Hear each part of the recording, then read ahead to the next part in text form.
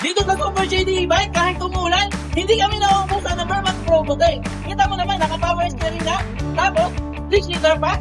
Talagang 97,000 pag walang tuhanay na, at ang maganda dito, naka-display pa.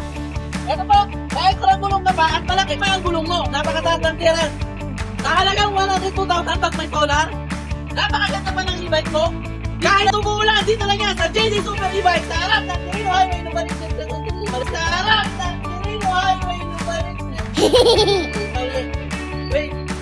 Kahit umuulan, didilibiran kita. Dito lang yan sa JD Super e-bike sa harap ng Quirino Highway. Sa harap ng Quirino Highway. Sa lahat ng mga senior citizen dyan, OFW at saka PWD,